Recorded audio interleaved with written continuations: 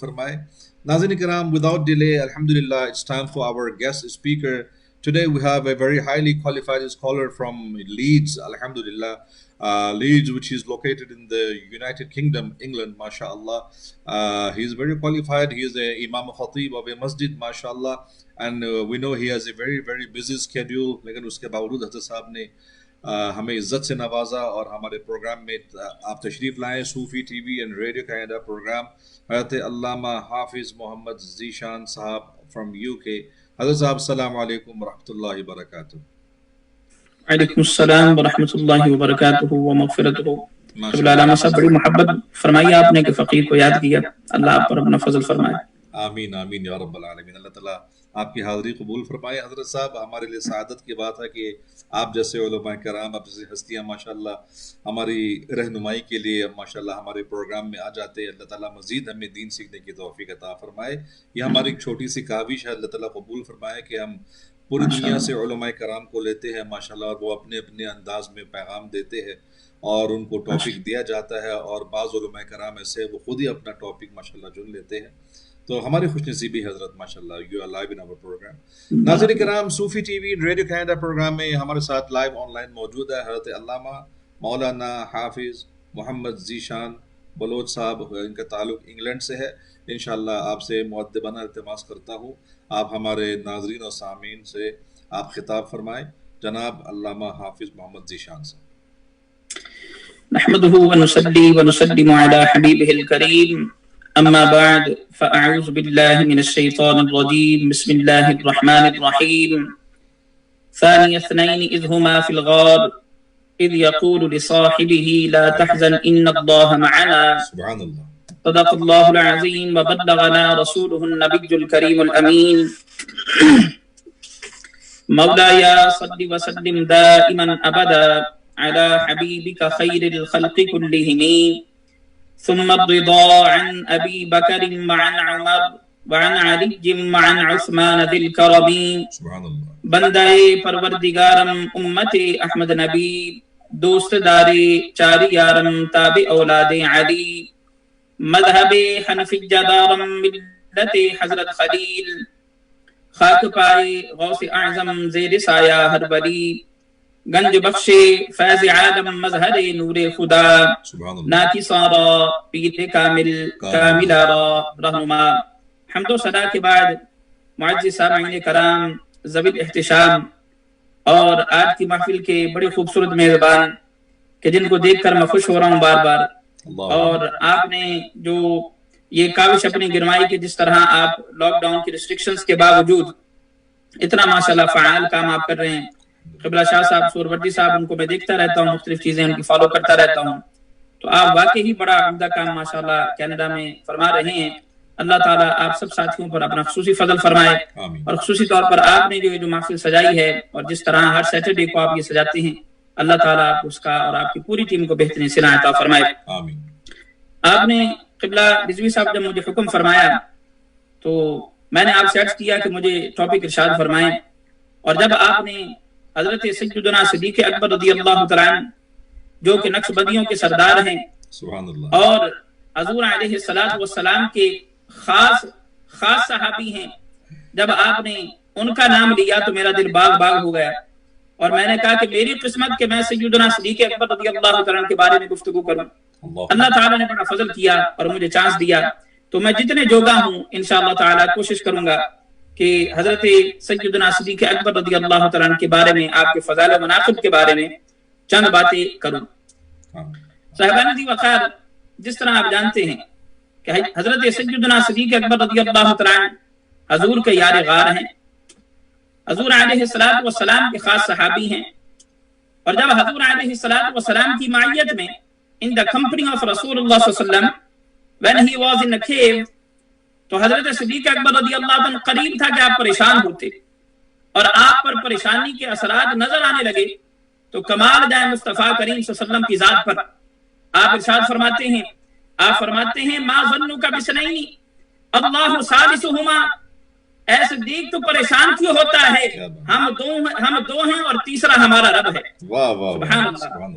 قربان جائیں حضور علیہ السلام کے اس گفتگو پر, اس جملے پر فرمایا کہ صدیق تو پریشان کیوں ہوتا ہے، ہم دو ہیں اور وہ پریشان کیوں ہو کہ جس کا تیسرا رب ہو، یعنی جس کا سپورٹر وہاں پر جس کی وہاں پر خاص انوارات و تجلیات کی بارش ہو رہی ہو اور رب تعالیٰ کی ذات ہو، ایسے صدیق تو پریشان کیوں ہوتا ہے۔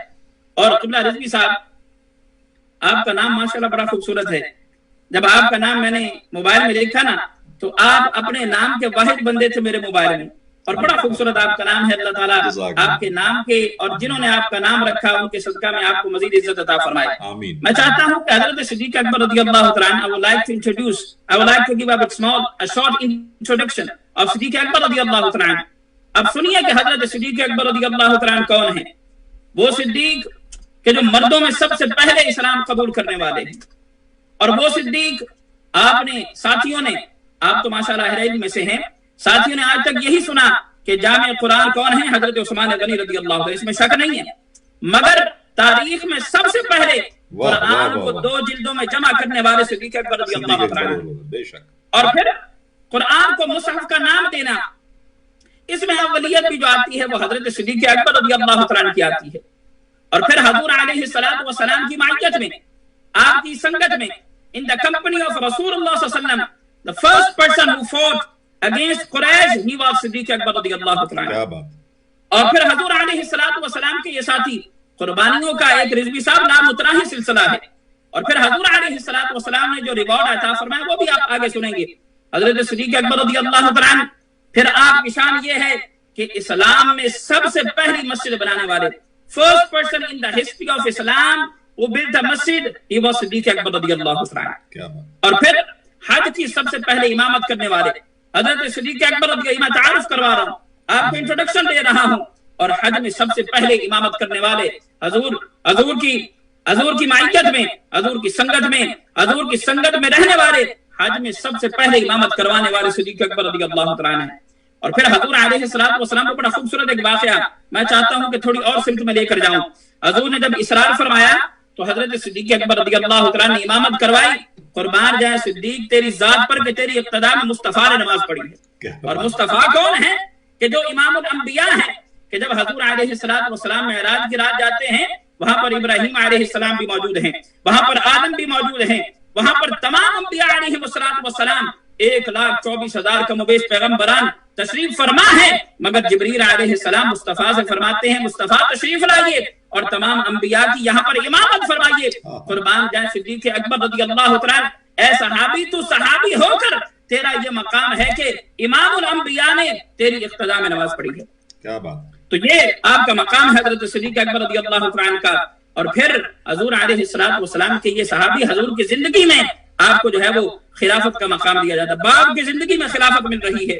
اور حضرت سیدنا صدیق، ابھی انٹروڈکشن چل رہا ہے، حضرت سیدنا صدیق اکبر رضی اللہ عنہ، he was the first person who made بیت المال، جنہوں نے بیت المال بنایا سب سے پہلے حضرت صدیق اکبر رضی اللہ عنہ تھے۔ اور قربان جائے سیدنا صدیق اکبر کی زندگی پر، آپ کی شان پر، آپ کی افضلیت پر، آپ کے مقام پر، کہ حضور علیہ السلام نے فرمایا اے صدیق تو جنتی ہے، تجھے دوزخ سے آزادی ہے، دنیا میں رہتے ہوئے آپ کو فرمایا اے صدیق انت عتیق، تم جو ہو عتیق ہو، تمہاری دوزخ کی آگ سے آزادی کا پروانہ تمہیں دیا جاتا ہے۔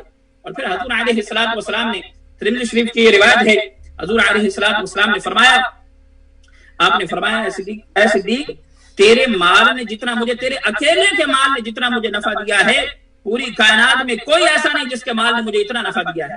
اب میں آپ سے عرض کرتا ہوں علامہ صاحب، میں سامعین آپ سے عرض کرتا ہوں، آپ سوچیں کہ حضور کے صحابہ میں حضرت عثمان غنی بھی موجود ہیں، حضور کے صحابہ میں حضرت عمر فاروق بھی موجود ہیں، اور حضور علیہ السلام کے صحابہ میں حضرت علی المرتضی رضی اللہ عنہ شیر خدا بھی موجود ہیں، مگر حضور علیہ السلام فرما رہے ہیں صدیق جتنا تیرے مال نے مجھے نفع دیا ہے، تجھ اکیلے کے مال نے مجھے نفع دیا ہے، کسی نے مجھے اور اتنا نفع نہیں دیا۔ اللہ تعالیٰ ہم سب کو حضور علیہ السلام کے اس پیارے صحابی کا فیض عطا فرمائے۔ آمین۔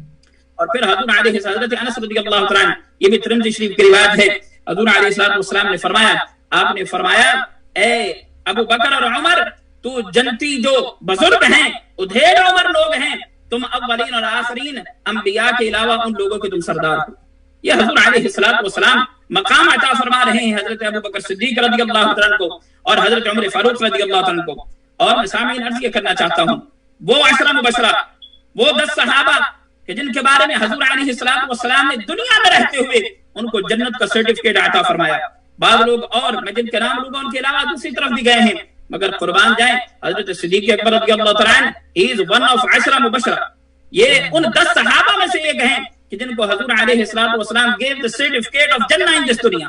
اب سنیے حضور علیہ السلام نے ارشاد فرمایا، یہ ترمذی شریف، ابن ماجہ اور سنن ابو داؤد کے اندر یہ روایت موجود ہے.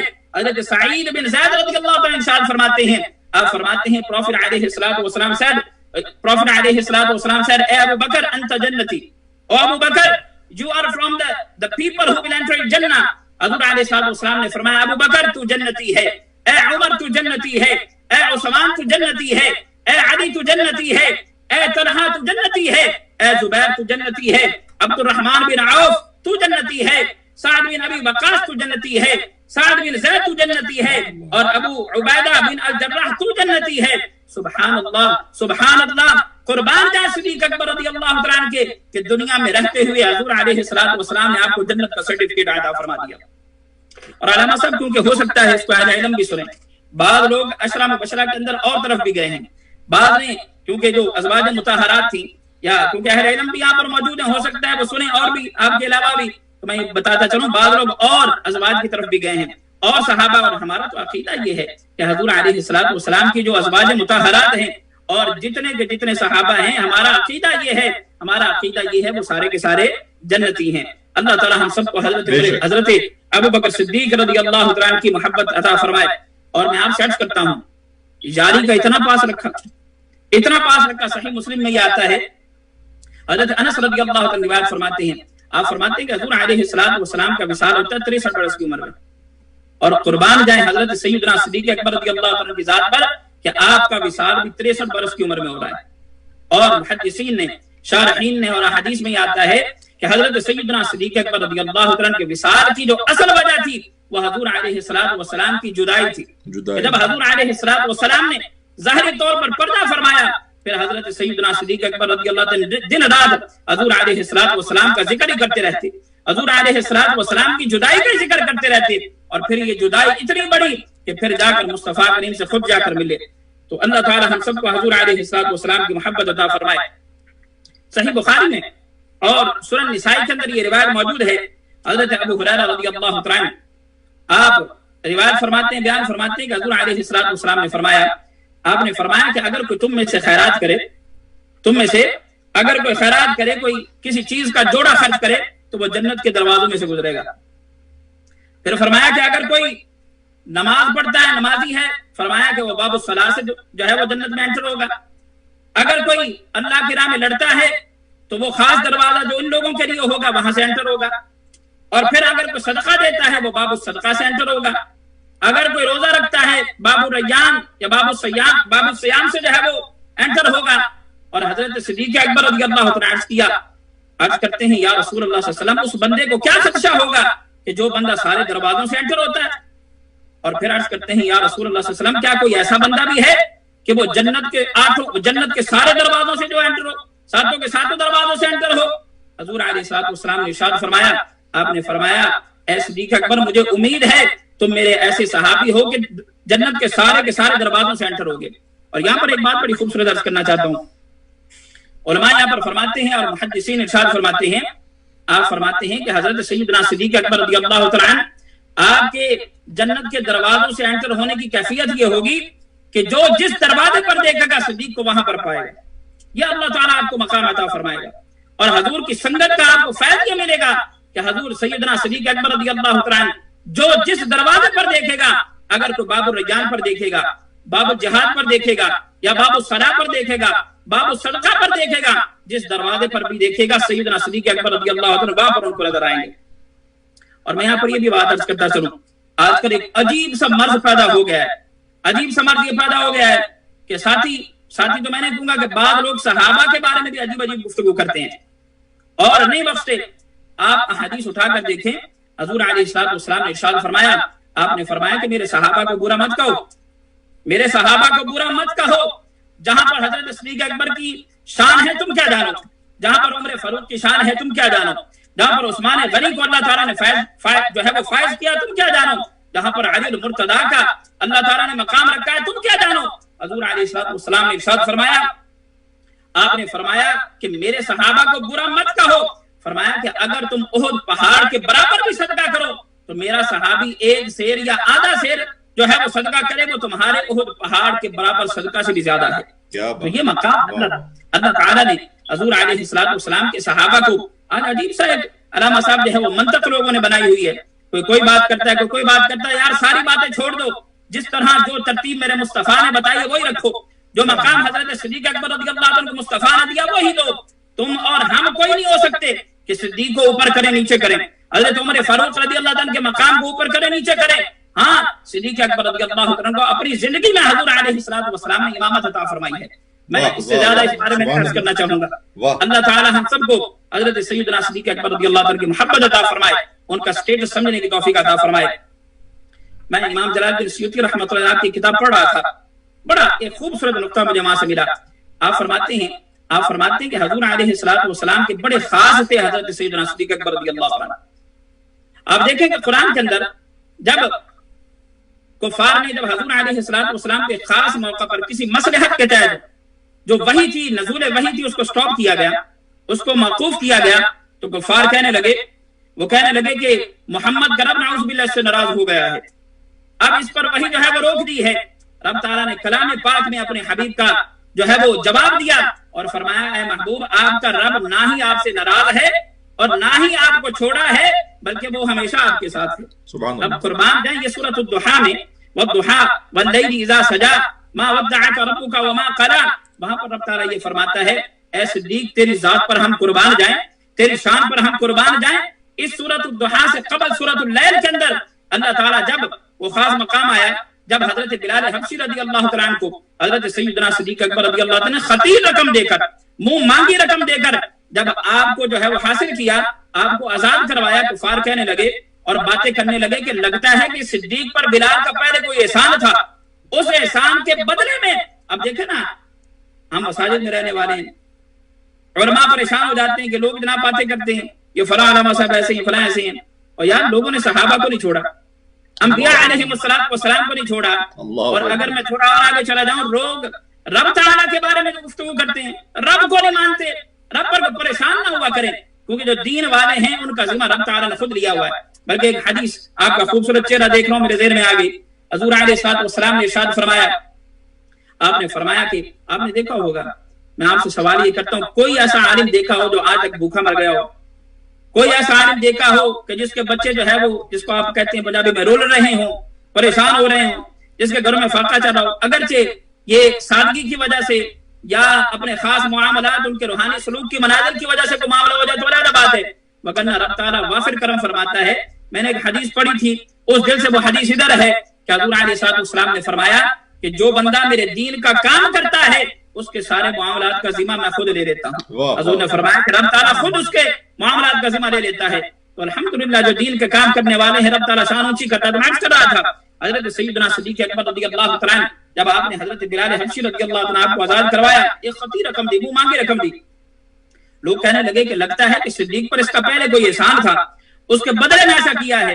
تو دیکھیں سورۃ الضحیٰ میں رب تعالیٰ اپنے حبیب کا جواب دے رہا ہے، اور یہاں پر حضرت صدیق اکبر رضی اللہ عنہ کا جواب دے رہا ہے، اور کیا جواب دے رہا ہے؟ فرما رہا ہے وَمَا لِأَحَدٍ عِندَهُ مِن نِعْمَةٍ تُجْزَىٰ إِلَّا ابْتِغَاءَ وَجْهِ رَبِّهِ الْأَعْلَىٰ وَلَسَوْفَ يَرْضَىٰ۔ رب تعالیٰ فرما رہا ہے کہ میرے اس صدیق پر کسی کا دنیا میں کوئی احسان نہیں ہے، یہ جو کچھ کرتا ہے میری رضا کے لیے کرتا ہے، وَلَسَوْفَ يَرْضَىٰ، اور قریب جو ہے میں اس سے راضی ہو جاؤں گا، اور ان قریب اس کو میری رضا مل جائے گی۔ میں آپ سے یہ کرنا چاہتا ہوں، دیکھیں ایک مقام پر رب تعالیٰ اپنے حبیب کا جواب دے رہا ہے، اور دوسرے مقام پر جو ہے وہ اپنے حبیب کا یار حضرت سیدنا صدیق اکبر کا جواب دے رہا ہے۔ اور آخری بات آج کی گفتگو کی، میں وہ سامعین جو سن رہے ہیں ان کی یہ نظر کرتا ہوں، حضور علیہ السلام کے آپ جانتے ہیں کہ بڑے خوبصورت ایک صحابی، نعت گو شاعر حضرت حسان بن ثابت، آپ کا خاص مقام تھا، اور حضرت حسان بن ثابت وہ تھے کہ جب حضور علیہ السلام پر ایک مرتبہ تو ایسا ہوا کہ جب آپ تشریف فرما ہوئے تو حضور نے صحابہ سے فرمایا کہ میرا حسان آیا ہے، میرے بارے میں اس نے کچھ لکھا ہے، میرے سامنے منبر رکھو، اور حضرت حسان بن ثابت سامنے بیٹھے اور مصطفیٰ کریم صلی اللہ علیہ وسلم پر جو نعت لکھی تھی، جو اشعار لکھے تھے وہ سنائے۔ اب میں آپ کو بتاؤں، میں جو عرض کر رہا تھا وائل میں قبل علامہ صاحب کہ حضور علیہ الصلوۃ والسلام نے پھر اپنی محبت کا ریوارڈ جہاں پر بہت عطا فرمائے، یہ بھی ان ریوارڈ میں سے ایک ریوارڈ تھا کہ حضور علیہ الصلوۃ والسلام نے حضرت حسان سے فرمایا، آپ نے فرمایا حسان تو میرے بارے میں تو بڑا تو لکھا ہے، ہمیشہ میرے بارے میں لکھتا ہے، میرے صدیق کے بارے میں بھی لکھ۔ اور پھر حضرت حسان بن ثابت نے حضرت سیدنا صدیق جو حضور علیہ الصلوۃ والسلام کے علاوہ کسی پر لکھا نہیں کرتے تھے، فرمایا میرے صدیق کے بارے میں بھی لکھ۔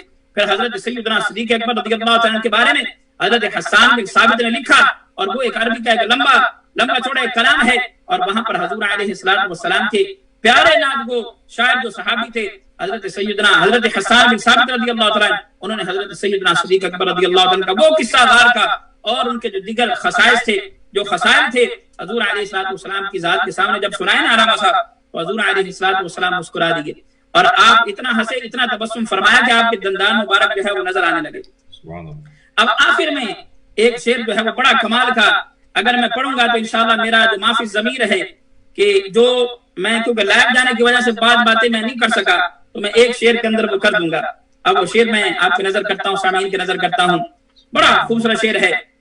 وہ شعر ہے کہ علی ہیں اس کے دشمن اور وہ دشمن علی کا ہے، سبحان اللہ، علی ہیں اس کے دشمن اور وہ دشمن علی کا ہے، جو دشمن عقل کا دشمن ہوا صدیق اکبر کا، جو دشمن عقل کا دشمن